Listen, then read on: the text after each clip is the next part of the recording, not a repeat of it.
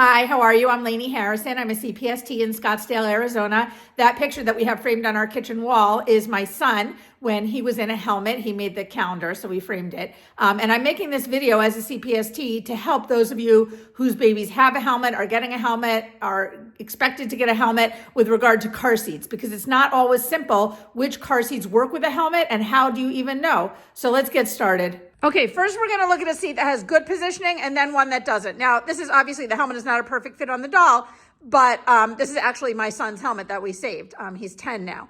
But here we go. This is the Nuna Pipa. So in the Nuna Pipa, you want to ask yourself, in the resting position, when your baby's just in the seat, awake, is there space under the chin? Okay, is the chin pressed on the chest? It is not. Can the baby turn the head side to side? So in this seat, there's a lot of room on either side of the head. That's good. You never want to immobilize the head forward. That's a bad thing. And if they fall asleep, will the chin be pressed to the chest? So this seat passes with flying colors. And why? Because the back is straight. There's nothing pressing the head forward. So the baby's just reclined at a natural angle with a straight backed seat, and everything looks good. Okay, here's a seat that does not work well with the helmet, and I think right away you can probably see the difference between this and the Pipa that we just showed. This is the Up Baby Mesa. Right away you can see that with the helmet, that chin is being pressed down. Obviously the doll doesn't have a chin, but you can see the difference. The head cannot lean back.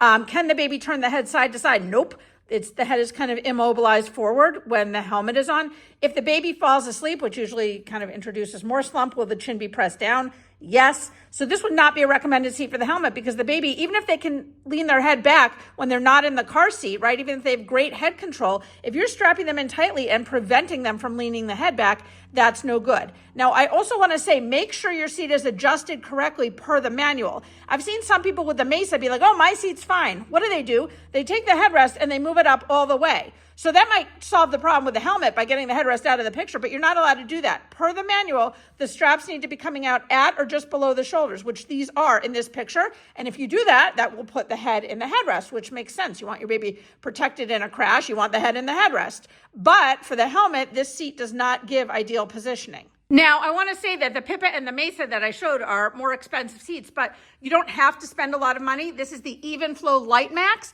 Like the Pipa, it has a straight back. So this is an ideal seat for a helmet. It's available on Amazon, usually for a very low price. And this is a great choice, either if you want to just get a seat to use while your baby's in the helmet, then go back to your other seat, or maybe you want a travel seat, or maybe you just want to quit the other seat and use something for the rest of the infant seat time. This is a great choice if you want to save some money. Now, I want to talk about one other question I get with regard to this topic. People say, well, why don't we just get a convertible seat, right? You have to switch to the convertible seat anyway, eventually. So like, why not switch now when the baby's in the helmet? We'll just switch early. So here's the problem with that. The problem with that is that the helmet on most babies lasts somewhere like, 3 months, maybe 6 months at the absolute maximum. A convertible seat is going to last until 6 years. So you don't really want to base your purchase of a convertible seat that's going to last for 6 years on something you need now for a few months. So that's the first reason not to do it. The second reason not to do it is many, or I would even say most, convertible seats have an adjustable headrest. When you're talking about a little baby in a helmet, it doesn't work so well. So what is the solution? The solution is to get, if you really want a convertible seat, you can get a smaller convertible seat that will then double as sort of a travel seat or a second seat, if you don't want to get one of these other infant seats I suggested. Okay, so this is a great convertible seat for the helmet. It's called the Cosco Scenera Next. It's available at Walmart. There's also a version called the Maxi Cosi Romi, which has more padding. That's basically the whole difference, but it's available on Amazon. And this is a terrific travel seat. It's a small convertible seat, so it's going to be outgrown probably by age 4, usually around age 3.5. But again, looking carefully at it, we see our nice straight back that we were talking about.